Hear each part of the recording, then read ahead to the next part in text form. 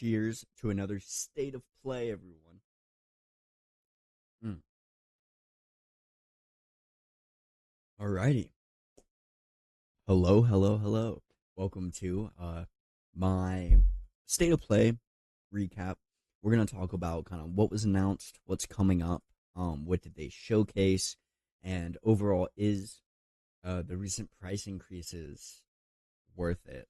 The PS5 Pro I think is around $1,000. It's like 900 before tax. They just raised the price of PS Plus on top of that. And the next week they dropped State of Play. So let's start going through what they announced and seeing if this shit's even fucking worth it.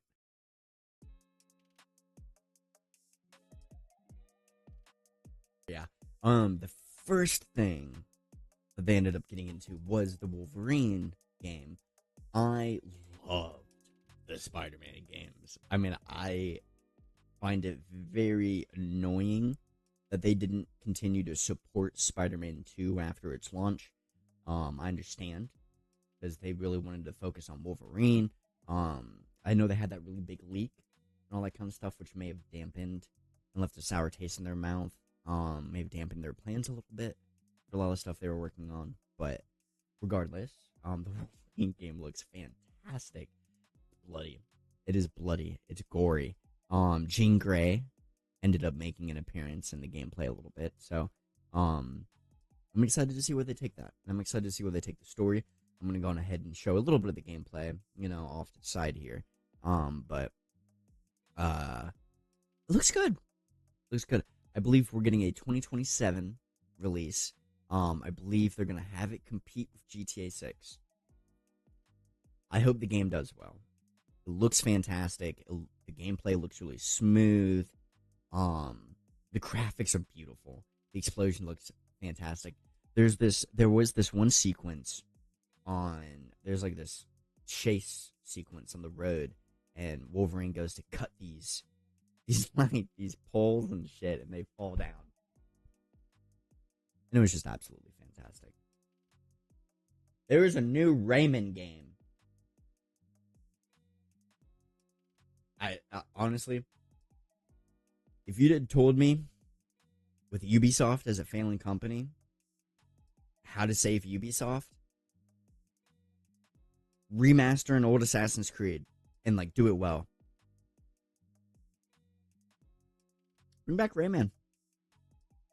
It's all you could have done.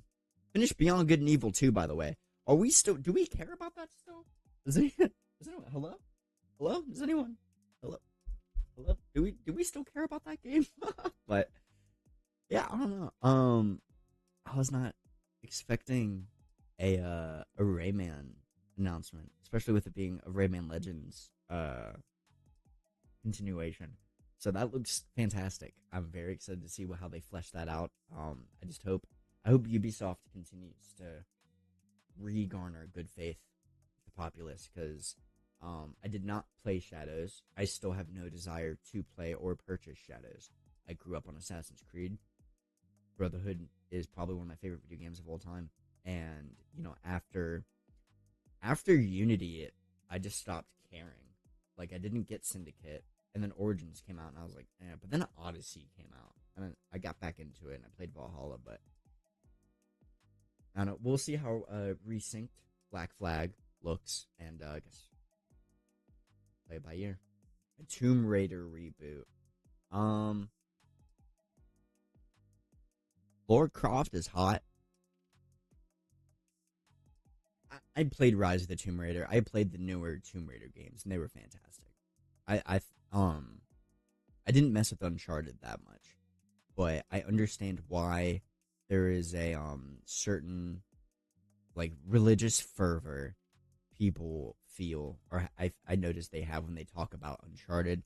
You know what I mean? Those certain action adventure games that really leave a different kind of mark on you. I've noticed the newer Tomb Raider games kind of falling in that category. I would argue. I was very impressed with Rise of the Tomb Raider. I think 2017 is what it was. Fantastic games. I was a big fan. So this reboot with us going to Atlantis. Fire. I fuck with it. I fuck with it heavy. So I'm excited to see if it works out, but I believe we're getting that in 2027. So don't get your hopes up on that. I'm not a big horror game guy, but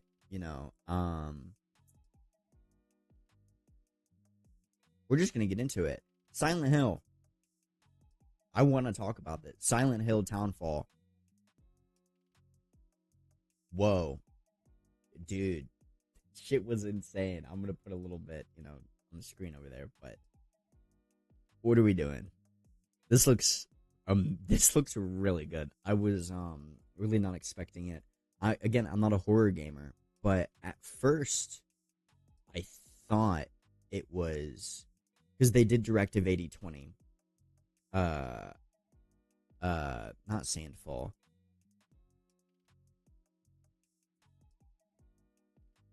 I don't remember. I don't remember who makes Until Dawn, but I thought it was one of their games. Like the Dark Pictures anthology and all that kind of stuff. And it wasn't. It's a new Silent Hill game, and it looks fucking fantastic. It looks dark. It looks gritty. It looks grotesque. It looks like I'm going to only play it during the daytime. That's awesome. That's fucking fantastic. And then speaking of Until Dawn, fuck, it's right here. Until Dawn 2. Now, I am 24 years old. I believe I am in the age demographic, and I have a lot of peers who were teenagers when Until Dawn came out. Something I like to akin Until Dawn to is similar to, and it's kind of crazy. I'm gonna put this comparison there. Was Nightmare on Elm Street for like my parents' generation? They're 50 now. As like a perspective thing, because Nightmare on Elm Street was a massive deal back in the day. Freddy Haunt Your Dreams, all this other. It was with the Satanic Panic with D&D and all that kind of stuff. It was genuinely was a different era, but I would argue it was one of like the formative horror. One of the formative horror things to come out to progress the genre when it needed to. I will always argue that when Until Dawn came out, that was the formative horror experience of that like generation. It was insane. The movement thing, a lot of the controls that they were implementing at the time had never been thought of. They had been thought of, but not expanded on to the degree that the developers of Until Dawn were able to do.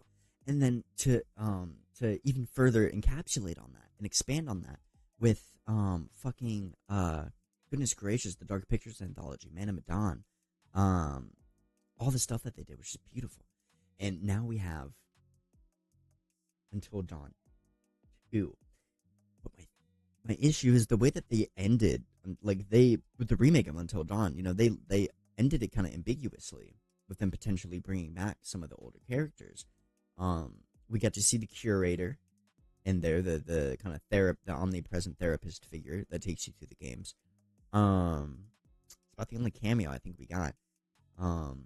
But it looks beautiful. I love how Until Dawn was this bleak winter, gray and white, like dystopian, 90s horror movie in the mountains with this guy chasing y'all.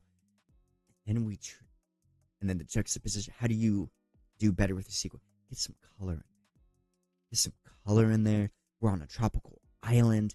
We're kind of doing it seems like a little bit similar setting to the Knives Out, and they were on the island. The Glass Onion Knives Out. I was kind of getting that feeling a little bit. But I don't know what the supernatural aspect of this game is going to be. They teased it, but they didn't I don't know. I feel like they're going to do another Until Dawn twist where the killer isn't the killer's probably that rich guy. This kind of supernatural monster hunting them, which I'm fine with. That's why I loved that twist in the first game. It's just we're expecting it. You're kind of already teasing that twist again. So how are you going to curb our expectations and do it well? That's kind of what I'm, curious about. But regardless, we get a new Until Dawn 2 confirmed. Probably slated for 2027. I'm think is what it was kind of looking like. End of 2027 winter release. But hey man, we'll see when it comes out. So let's see what was next. Control Resonant. I am hyped. Now I am behind. I still have to play Alan Wake. I still have to play Alan Wake 2. And I have to replay Control with all the DLC. Because I've only ever played. Sadly, this was the finger I was using Control for. I'm sorry. I've only ever played Control. And I think the whatever the first DLC was, I don't remember. Amazing game. Control is one of my favorite video games of all time. I did not know what I was getting into when I got into it. And then I'm a massive fan of cosmic horror, the Lovecraftian stuff and what he wrote, and and what he kind of started with cosmic horror as like a genre, and how other people have expanded on it over the decades. Control is a beautiful, fantastic display of art. I will happily argue Control is not as much a video game as much as it is someone's Lovecraftian fan fiction, and I love that. I think it is fantastic. Now they're doing some kind of, I believe it's Saber Interactive. I believe they're doing some kind of thing where there's this overarching story with Alan Wake 2, and then Control, and the new Control, Resonant is what they're calling it. It follows the plot of the main character from the first Control game, her brother, who disappeared. This is why I have to replay the first game. I forget a lot of the lore. But he's going to be the main character in the second game because he has a certain connection to whatever this extraplanar energy called the Hiss. He has a certain connection to this force. It's kind of like the Force. There's really no other way I feel like I can describe it. And he can use telekinesis. He has I believe telepathic abilities also, but I believe he can manipulate radio waves and different electromagnetic frequencies and waves, and is a very powerful being. And I'm excited to see what they do with that game and flesh out the gameplay of the first Control, because the first Control had some of my favorite shooting, telekinetic abilities like throwing stuff, picking stuff up and shooting it at people, all that good stuff.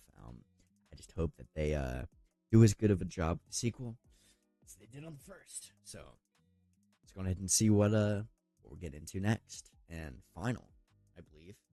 Yeah. This got leaked. I had heard about the leak. I was actually debating making a video on said leak, and I didn't, because I didn't think it was real. Now, the leak I had heard was they're making a new God of War game. I sure fucking hope they were, right? Then Santa Monica leaked they're making a game about Kratos' dead wife that we buried almost a decade ago now. They're gonna make a game about a character we have no ties with. We lost all emotional connection with her at the end of the first game when we scattered her ashes.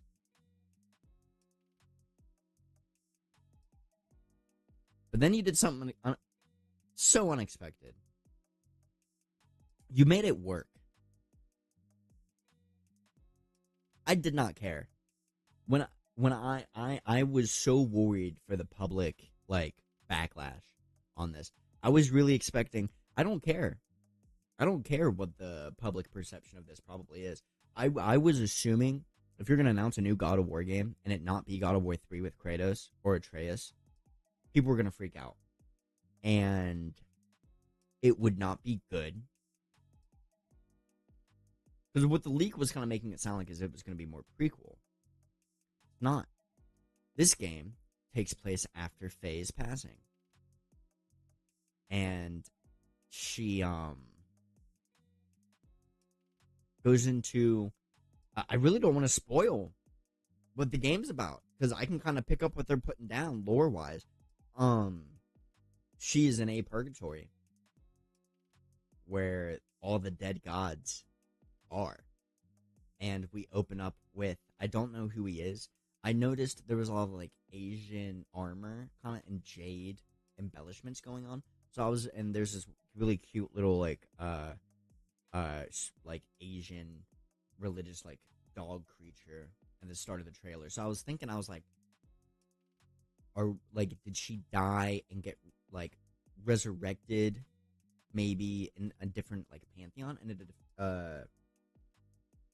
different theology? But then the game keeps going and you realize she is in purgatory, like an actual real purgatory for all the dead gods. And uh we open up with Kali, the goddess of destruction from Hinduism, Taoism. I'm not 100% sure, but wow, I just didn't think they would have the balls to expand how they are. It looks like we're getting Chinese mythology. I believe we might be getting some Egyptian mythology. Everything else that they teased in the game, or it seems like at the very least what they teased in the game of Odin or whoever with all the different like pantheon symbols on that one wooden like closet thing. I'm probably gonna put like a mention of it here. Um, we had speculated for a long time that those were places Kratos was gonna go. I don't think that's the case. I think Kratos is gonna go to this purgatory with all these dead gods and have to deal with Zeus in some way. I don't know. I don't know. You know, at first when I heard the leaks, I was like, that a game about Kratos' dead wife does not sound like a good idea. Where are you gonna go with it? What are you gonna do?